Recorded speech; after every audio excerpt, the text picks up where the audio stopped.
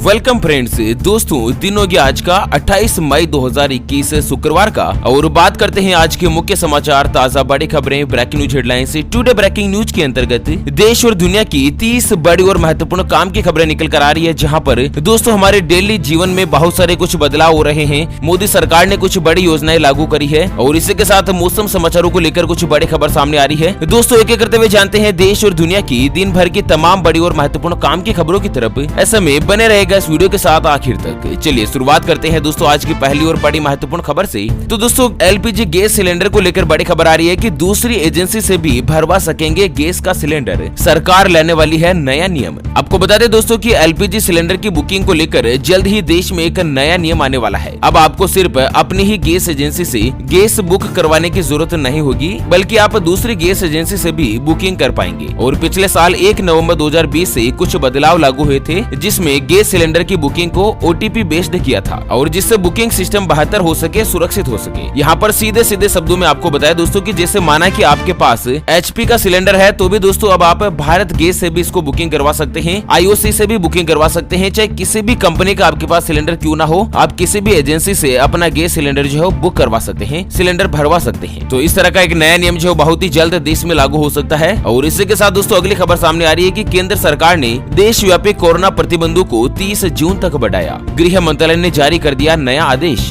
दोस्तों मौजूदा दौर में जो यहाँ पर लॉकडाउन का आदेश जारी हुआ है ना, उस आदेश और दिशा निर्देश को केंद्र सरकार ने 30 जून तक जारी रखने का आदेश जारी कर दिया है। मतलब देश में जो मौजूदा स्थिति चल रही है उसको 30 जून तक के लिए बढ़ा दिया है। यह नहीं है कि 30 जून तक लॉकडाउन रहेगा, 30 जून तक कोरोना की जो गाइडलाइंस है ना उसको बढ़ा दी गई है। चलिए वहीं दोस्तों कोरोना के मद्देनजर अगर आंकड़ों पर नजर डालें तो भारत देश में अब तक 2,73,69,000 से ज्यादा कोरोना पॉजिटिव मरीज हो चुके हैं, जबकि 3,15,000 से ज्यादा लोगों ने अब तक कोरोना वायरस के चलते अपनी जान गंवा दी है। और इसी के साथ दोस्तों अगली खबर आ रही है, गूगल और जियो मिलकर बनाएंगे किफायती फोन। पिछले साल ही गूगल ने किया था जियो में इन्वेस्टमेंट। तो दरअसल गूगल के जो सीईओ है सुंदर पिचाई, दोस्तों गूगल कंपनी विदेशी है, सीईओ अपने इंडिया के हैं, भारत देश के सुंदर पिचाई। उन्होंने कल गुरुवार को कहा कि कंपनी सस्ता स्मार्टफोन बनाने की पहल पर अपने पार्टनर जियो के साथ मिलकर काम कर रही है और इस प्रोजेक्ट पर काम चल रहा है। और पिछले साल गूगल ने दोस्तों जियो प्लेटफॉर्म में लगभग 7.7% हिस्सेदारी जो है ना वो 33,700 करोड़ रुपए में खरीदी थी। अच्छा, दोनों ही कंपनियों ने दोस्तों एंट्री लेवल पर एक सस्ता स्मार्टफोन बनाने की प्लानिंग और योजना चल रही है, जिससे देश के जनता को आने वाले दिनों में दोस्तों सस्ता स्मार्टफोन जो है अवेलेबल हो जाएगा। और इसी के साथ अगली खबर है कि 11 राज्यों के बाद अब दिल्ली में भी महामारी घोषित हुआ ब्लैक फंगस।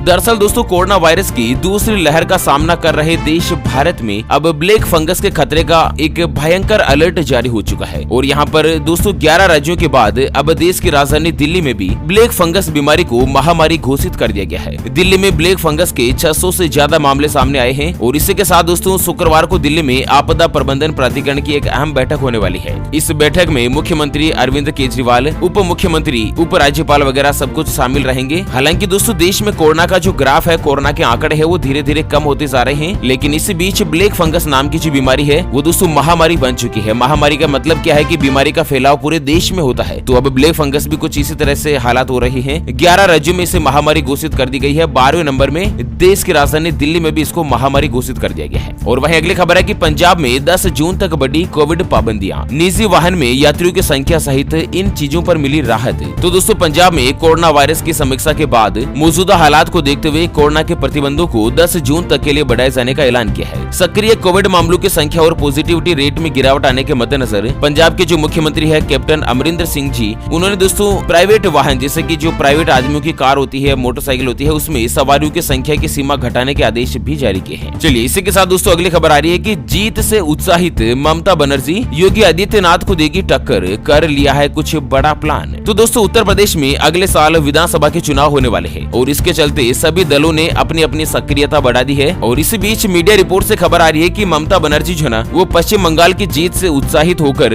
अब अन्य राज्यों में अपना विस्तार करना चाहती है। और अब उत्तर प्रदेश चुनाव को देखते हुए टीएमसी ने रणनीति बनानी शुरू कर दी है और इसके तहत कई दलों के नेताओं को पार्टी में शामिल करवाया जा रहा है। पार्टी का कहना है कि वह ग्रामीण इलाकों में अपनी स्थिति मजबूत करना चाहती है। हालांकि दोस्तों ममता बनर्जी लगभग 15 सालों से बंगाल की मुख्यमंत्री है और अब उन्होंने इस तरह का फैसला किया है कि बंगाल के बाद अन्य राज्यों में भी टीएमसी की सरकार बनाई जाए। और इसी के साथ दोस्तों अगली खबर है केरल से कि कोरोना वायरस के मद्देनजर अनाथ बच्चों को मिलेगी 3 लाख रुपए की सहायता, मासिक राशि और फ्री शिक्षा भी दी जाएगी सरकार की तरफ से। दरअसल आपको बता दें कि कोरोना महामारी ने देश भर में लाखों लोगों को अकाल मौत का शिकार बनाया है। हजारों बच्चे अपने अपने खेलने कूदने की उम्र में भी अनाथ हो चुके हैं और उनके सिर पर न किसी का हाथ रहा और न ही कोई सहारा। मतलब ऐसे बच्चे जिनके माता पिता दोनों ही अगर कोरोना वायरस महामारी के चलते जिनकी मौत हो गई है, उनको दोस्तों केरल सरकार ने बड़ी पहल करी है। यहाँ पर सरकार ने दोस्तों एक बड़ी घोषणा करी है जिसके मद्देनजर कोरोना के कारण जान गंवाने वाले बच्चों को 3 लाख रुपए तत्काल राहत के रूप में सरकार के द्वारा दी जाएंगी। और इसी के साथ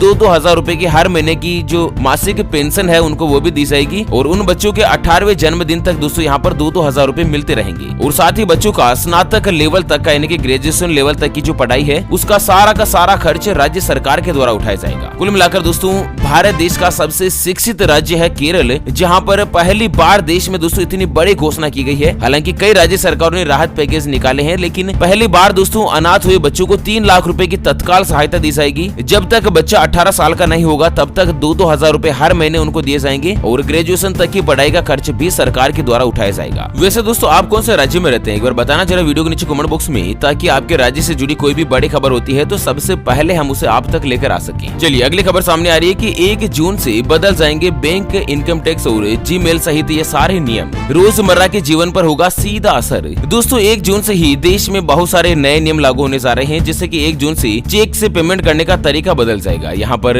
बैंक ऑफ बड़ौदा जो है ना वो 2 लाख रुपए से ज्यादा का कोई भी चेक होगा तो दोस्तों चेक देने वाले व्यक्ति को फिर से फोन करके पूछेगा, उससे कंफर्म जानकारी लेगा, उसके बाद ही चेक क्लियर किया जाएगा। रसोई गैस सिलेंडर के दाम भी दोस्तों 1 तारीख को यहाँ पर या तो कम होंगे या बढ़ेंगे, मतलब कीमत में हर बार बदलाव होता है। मौजूदा स्थिति की बात करें तो लगभग दोस्तों देश की राजधानी दिल्ली में 14 किलो 200 ग्राम का जो सिलेंडर है उसकी कीमत 809 रुपए है। और 30 जून से ही दोस्तों कई सारे बैंकों में IFSC कोड भी बदलने वाले हैं, जो कि जैसे कि केनरा बैंक, ये जो सिंडिकेट बैंक आपस में दोनों का मर्ज हुआ ना, तो सिंडिकेट बैंक का IFSC कोड जो यहाँ पर बदल जाएगा। और वहीं 15 जून से गोल्ड होल मार्किंग को लेकर भी कुछ नया नियम लागू होने जा रहा है। सोने की जितने भी ज्वेलरी है ना उन सभी के ऊपर अब होल मार्किंग लगेगी कि ये जो ज्वेलरी है वो इतने कैरेट शुद्ध सोने से बनी हुई है। और 1 से लेकर 6 जून तक इनकम टैक्स डिपार्टमेंट की वेबसाइट जो काम नहीं करेगी 6 दिनों तक। इस तरह से कुछ यहाँ पर नियमों में बदलाव होने जा रहा है। और वहीं अगली खबर आ रही है कि अधिकतम 150 साल तक हो सकती है इंसान की जिंदगी, वैज्ञानिकों ने किया बड़ा खुलासा। तो दरअसल बायोलॉजी की भाषा में उम्र का बढ़ना जो है ना वो शरीर के अंगों के कम काम करने को कहते हैं। इससे शरीर बीमारियों से घिसता जाता है, जिससे कि इनमें कैंसर, मानसिक परेशानी या दिल की बीमारियां हो सकती है। दोस्तों क्या आप जानते हैं कि इंसान कितने साल तक जिंदा रह सकता है? आपने 114 साल या 116 साल का ही रिकॉर्ड अब तक देखा होगा, लेकिन वैज्ञानिकों को इसका अंदाजा लगाने में कामयाबी अब मिल चुकी है। दरअसल नेचर कम्युनिकेशन में छपी एक रिपोर्ट के मुताबिक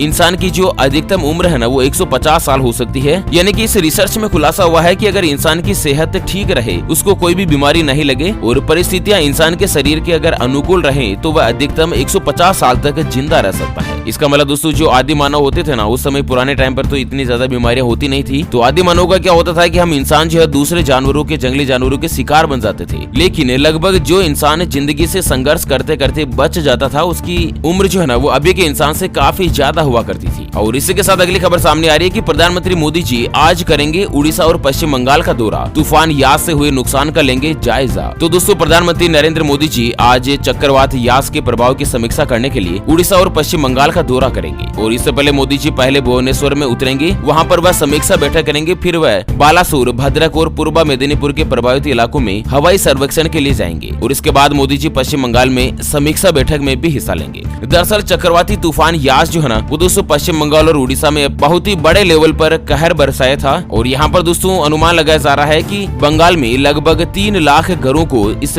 तूफान के मद्देनजर नुकसान पहुंचा है और लगभग दोस्तों 10 लाख से ज्यादा लोग प्रभावित हुए हैं। और इसी के साथ अगली खबर आ रही कि मुंबई हाईकोर्ट का बड़ा फैसला, ब्लैक फंगस की दवाओं का उत्पादन बढ़ाएं। केंद्र सरकार ने 26 राज्यों को भेजा 80,000 इंजेक्शन। दोस्तों जिस तरह से कोरोना वायरस की दूसरी लहर आई थी तब देश में हालात ये हो गए थे कि हर जगह दवाइयों की मारामारी, वेंटिलेटर की मारामारी, ऑक्सीजन की मारामारी। और अब देश में एक नई महामारी आ चुकी है, ब्लैक फंगस। तो इसको लेकर मुंबई हाईकोर्ट ने केंद्र सरकार पर एक आदेश जारी करते हुए कहा कि ब्लैक फंगस के इलाज में इस्तेमाल होने वाली दवाइयों का जो उत्पादन है ना उसको बढ़ाने के लिए आदेश दिया है, ताकि दोस्तों कई राज्यों में पर्याप्त मात्रा में दवाइयां मिल सके। ताकि जिस तरह से कोरोना के मद्देनजर हालात देखे गए थे, तो हालातों की समीक्षा के लिए पहले से अगर सरकार तैयार रहेगी तो इतना ज्यादा नुकसान नुकसान नहीं हो पाएगा। और इसी के साथ दोस्तों अगली खबर है कि दिव्यांग जन और बुजुर्ग व्यक्तियों को अब वैक्सीन के लिए नहीं पड़ेगा भटकना, घर के नजदीक ही होगा टीकाकरण। तो दरअसल बुजुर्ग और दिव्यांग जनों को कोरोना वायरस का टीका लगवाने के लिए अब दर बदर भटकना नहीं पड़ेगा। ऐसा में दोस्तों जो दिव्यांग जन है, जो हैंडीक्राफ्ट है, विकलांग व्यक्ति है, उनको घर के आसपास ही वैक्सीन लगवाई जाएगी। और इसके तहत पंचायत भवन, resident welfare association, community centre, polling booth, school वगैरह कहीं पर भी वैक्सीनेशन सेंटर स्थापित किया जाएगा, ताकि दोस्तों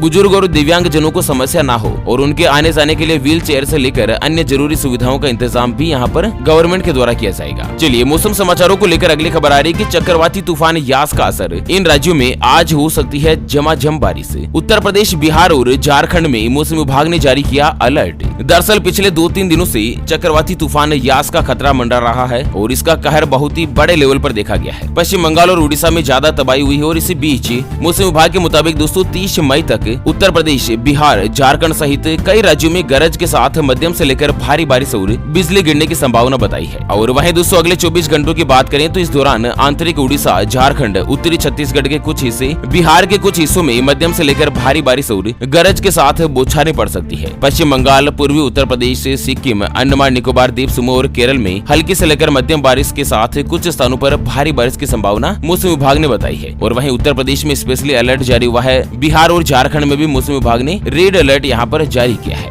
अगली खबर है कि 12वीं की परीक्षा को मिलेगा कम से कम 1.5 महीने का समय। जानते हैं आखिर कब से होगी परीक्षा? तो दरअसल सीबीएसई बोर्ड की 12वीं की जो परीक्षा है ना, उसके लिए छात्रों को कम से कम 1.5 महीने का समय लगेगा। फिलहाल शिक्षा मंत्रालय और सीबीएसई परीक्षा के जिस प्लान को अंतिम रूप देने में जुटे हुए हैं ना, उसमें परीक्षा के ऐलान के बाद ही छात्रों की तैयारी के लिए 1.5 महीने का समय उनको दिया जाएगा। ऐसे में परीक्षा जो है ना वो दोस्तों जुलाई के अंतिम हफ्ते से शुरू करने और 15 अगस्त तक पूरा करने की योजना है, यानी कि पूरी परीक्षा 20 दिन में यहाँ पर हो जाएगी। सीबीएसई बोर्ड की इंग्लिश मीडियम में है ना। अच्छा अगली खबर है कि मध्य प्रदेश में 1 जून से होगा अनलॉक। शादियों को शर्तों के साथ मिल चुकी है इजाजत, सरकार ने जारी कर दी नई गाइडलाइंस। तो देश में दोस्तों कोरोना वायरस के मद्देनजर कई राज्यों में लॉकडाउन जैसे हालात थे, लेकिन यहाँ पर 1 जून से ही मध्य प्रदेश में कोरोना के मामलों में कमी को देखते हुए सरकार ने धीरे धीरे इसको अनलॉक करने का फैसला किया है। और ऐसे में दोस्तों रजिस्ट्रार ऑफिस, कृषि मंडी और किसान कल्याण विभाग में सभी 100% कर्मचारी जो ऑफिस आ पाएंगे, यानी कि कामकाज जो लगभग सुचारू रूप से हो जाएगा। हालांकि डिटेल गाइडलाइंस सरकार ने जारी नहीं की है, बहुत ही जल्द जारी हो जाएगी। और इसी के साथ अगली खबर है कि किसानों के लिए बड़ी खुशखबरी,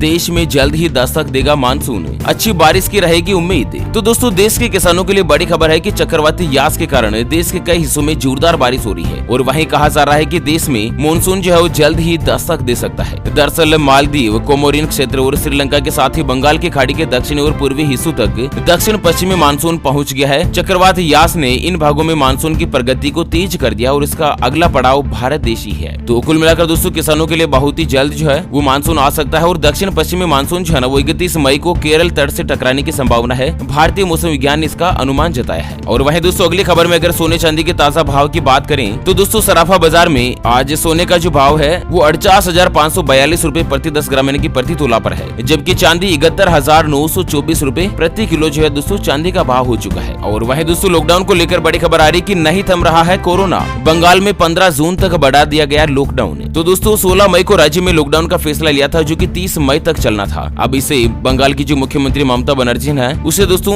16 जून तक के लिए बढ़ा दिया गया है। अब यह जो लॉकडाउन है वो अगले 15 दिन तक लागू रहेगा। और वहीं देश में एक उत्तर प्रदेश से अनोखी घटना सामने आ रही है कि देश में पहली बार स्वस्थ महिला ने कोविड-19 पॉजिटिव बच्चे को दिया जन्म, चिकित्सक भी हो चुके हैरान। तो उत्तर प्रदेश में दोस्तों वाराणसी शहर में पहली बार स्वस्थ मां ने कोरोना पॉजिटिव बच्चे को जन्म दिया। मतलब दोस्तों माता स्वस्थ है, बच्चा पैदा होते ही कोरोना पॉजिटिव है। और इस तरह का मामला आने के बाद चिकित्सक और वैज्ञानिक खुद हैरान है, क्योंकि पूरी दुनिया में ही शायद इस तरह का मामला पहला है। हालांकि भारत देश में तो पहला ही है। और वहीं तेलंगाना से बड़ी खबर है कि पत्रकारों के लिए तेलंगाना सरकार चलाएगी स्पेशल वैक्सीनेशन ड्राइव। 28 से लेकर 29 मई को लगवा सकते हैं वैक्सीन। तो आज और कल 2 दिन का मौका है पत्रकारों के लिए, रिपोर्टर के लिए। चलिए पांडिचेरी से बड़ी खबर है कि पांडिचेरी में मछुआरों को देगी 5,500 रूपए सरकार। एन रंगास्वामी ने किया बड़ा ऐलान। तो दोस्तों पांडिचेरी पांडिचेरी में जो मछुआरे हैं, मछली पकड़ने का काम करते हैं, उन मछुआरों को हर एक को 5,500 रूपए जो है वो नकद राहत के तौर पर सरकार के द्वारा दिए जाएंगे पांडिचेरी में। चलिए इसी के साथ दोस्तों अगली और अंतिम खबर सामने आ रही है कि उत्तर प्रदेश में सरकारी कर्मचारी अब नहीं कर पाएंगे हड़ताल। गवर्नमेंट ने लागू किया एक्समा,